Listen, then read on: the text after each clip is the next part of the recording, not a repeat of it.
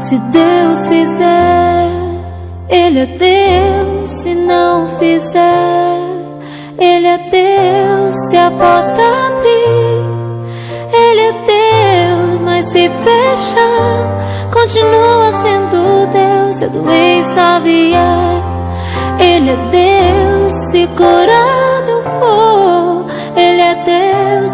Se tudo der certo, Ele é Deus. Mas se não der, continua sendo. Olá, crianças! Bom dia ou boa tarde a vocês. Sejam muito bem-vindos a mais uma semana das nossas atividades aqui, né? Nossas atividades que essa semana são o quê? São revisões já para a nossa última avaliação, tá?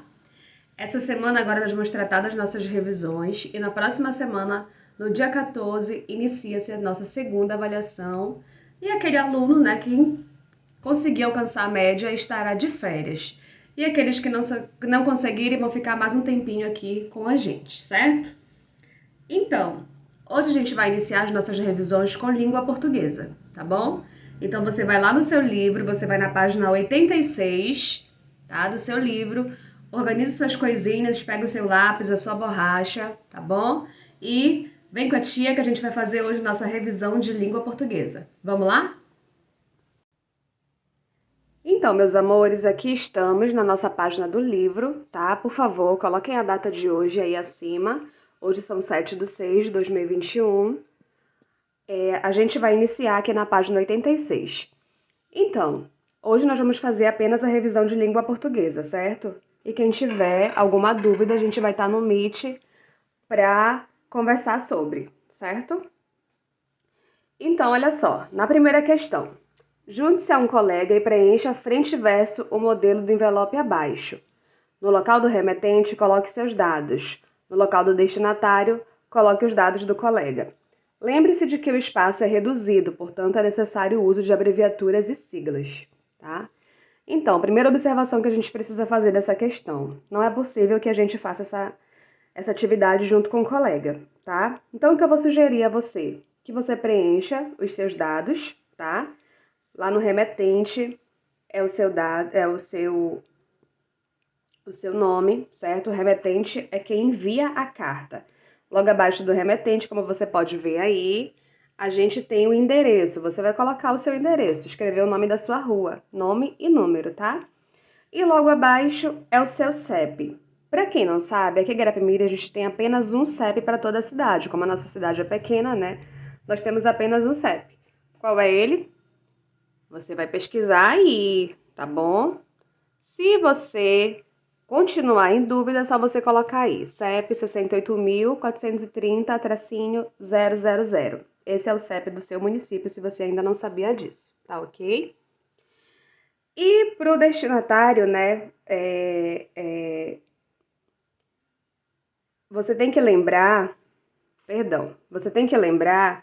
que o espaço aí ele é reduzido, então você pode usar as abreviaturas que a gente estudou. Lembra? As abreviaturas ou as siglas, você pode usar elas aí, tá certo? Então isso aí é a sua primeira questão. Lembrando que a sua prova vai estar toda baseada nessa revisão, ok? Vamos para a página seguinte. Aqui na segunda questão nós temos: observe a cena a seguir e não pode fazer em dupla, tá? Responda as questões. Você vai fazer só você. Nós temos aí alguns garotos e uma garota, eu acho, em um campo de futebol, né? E eles conversam aí. Vamos ver o que eles estão falando nesses balãozinhos aí? Acompanhe a leitura comigo. Fala sério. A chuva atrapalhou nossa pelada. Vamos nessa. Outro dia a gente joga. Fechado. Fabinho, não esquece a pelota. Então, baseado nas coisas que você escreveu, lembra que você leu, lembra que nós estudamos gírias? Então, é sobre isso que nós vamos falar agora, tá? Na letra A, ela pede: escreva o significado de cada gíria utilizado pelos personagens dessa cena. Nós temos aí a gíria fala sério, pelada, vamos nessa, fechado e pelota. Você vai escrever ao lado o significado de cada gíria dessa. Todas elas são gírias. E você vai colocar o significado, tá? Como você entende? Coloque com as suas palavras. Eu prefiro muito que vocês coloquem com as palavras de vocês do que vocês pesquisem e colocam uma coisa assim muito, digamos assim, muito formal. Então, gíria é linguagem informal, a gente sabe disso, né? Então, você vai escrever com as suas palavras. Na letra B, assinale o tipo de linguagem que predomina na conversa desses personagens. Você tem aí duas opções para marcar, formal ou informal, né? Vamos lembrar? O que é linguagem formal? Linguagem formal é quando você está se tratando de um documento, de uma reunião importante.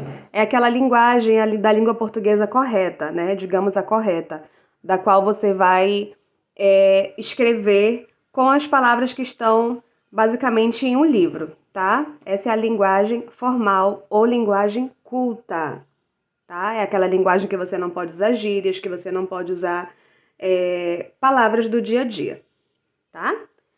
E aí a informal. Qual é a linguagem informal? É aquela linguagem mais leve, aquela linguagem mais livre, né? Que você pode usar em uma conversa com um amigo, que você pode usar quando você fala no telefone, por exemplo, quando você escreve mensagens no WhatsApp, por exemplo. A gente usa várias abreviações, né? A gente usa palavras do dia a dia, do nosso cotidiano. Então, quando a conversa lá é entre amigos, ela é uma conversa mais informal. Analise lá a linguagem que eles utilizaram e marque se você acha que é formal ou informal. Na letra C, o uso de gírias está adequado a essa situação de comunicação? O que você acha, sim ou não? É adequado usar gírias nessa situação em que os amigos estão conversando? Você vai dizer se sim ou não e por quê, tá? Vamos virar a página? Questão 3. A questão 3 diz assim: leia as frases abaixo e reescreva-as substituindo as expressões em destaque pela palavra equivalente apresentada no quadro. Faça as alterações necessárias. Então, vocês têm aí três opções. Vocês têm menina, desistir e elegante, certo? Na letra A diz assim: minha irmã tirou o cavalinho da chuva. Essa é uma expressão mineira. Então, vocês podem ver o quê? Como é que você vai substituir? Minha irmã o quê? Você vai usar uma das palavras aí de cima. Ou menina, ou desistir, ou elegante. Ok? Aí você vai substituir. Minha irmã, você coloca a palavra que tem que substituir. Letra B. Papai saiu de casa nos trinques. A gente usa também essa expressão aqui, né? Mas é uma expressão originada lá da Bahia, uma expressão baiana. Então, como a gente escreveria isso? Papai saiu de casa, você vai ver se é menina, desistir ou elegante. Letra C. Sara é uma guria bonita. Guria é uma expressão gaúcha, tá? Você vai ver o que essa palavra ela quer dizer. Se é menina, desistir ou elegante, ok? Então você vai reescrever essas frases, retirando essa parte que está em negrito, que está mais preto, e colocando uma dessas palavras lá acima. Ou menina, desistir ou elegante, certo? Quarta questão. Leia a capa de livro abaixo e responda as questões. Nós temos aí uma capa de livro da Ruth Rocha, Boi, Boiada, Boiadeiro, tá? E você vai responder na letra A. Contorne cada um dos substantivos que formam o título desse livro, tá? Substantivo é aquilo que dá um nome. Então, quais são os substantivos que formam o título desse livro? Observe e você vai contornar, ou seja, você vai circular. Então, você não vai responder nada na letra A, você vai lá na capa de livro, lá acima da letra A, tá? Você vai responder a letra A aqui, tá? Você vai contornar as palavras que estão representando os substantivos. Na letra B vai dizer: classifique esses substantivos em primitivo ou derivado. Lembra que nós estudamos isso, primitivo e derivado?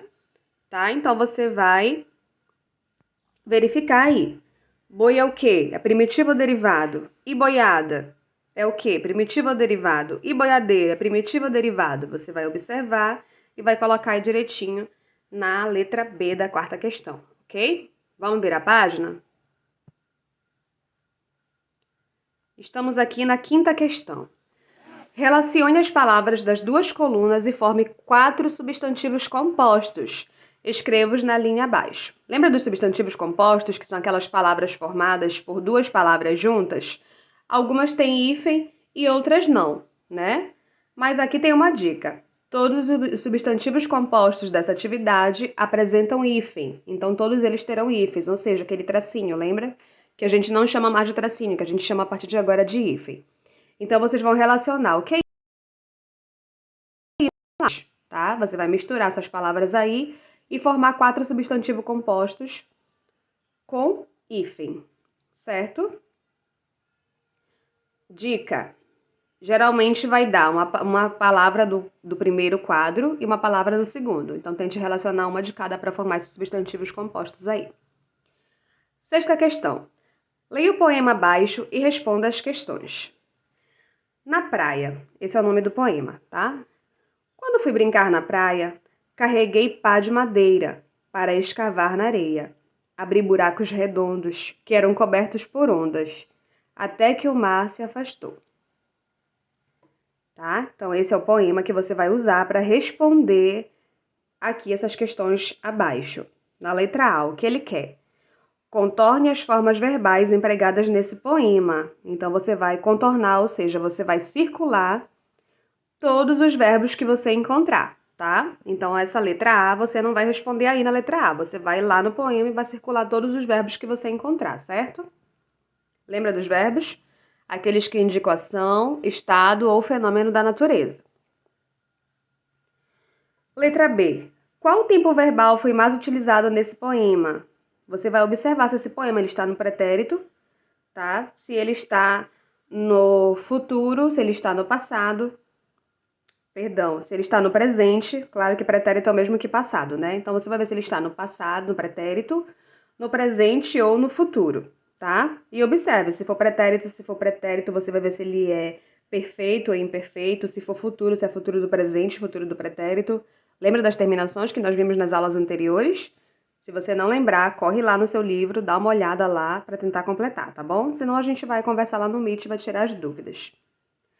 Letra C. Considerando a característica desse tempo verbal, responda: por que esse tempo verbal foi o mais utilizado? Tá? Você vai ver o tempo aqui da letra B que você colocou e vai dizer por que esse tempo foi mais utilizado, certo?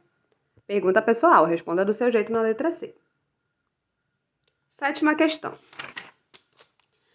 Leia a tirinha a seguir e responda as questões. Aí a gente tem uma tirinha, né? Quando eu crescer, vou ser médico ou botânico, ou decorador de ambientes. Aí a outra personagem diz assim: quando eu crescer, vou ser engenheira ou professora de francês ou mãe. E o porquinho fala: quando eu crescer, vou ser um porco grande. Que simples. Aí nós vamos ver lá na letra A. Os personagens dessa tirinha falam de previsões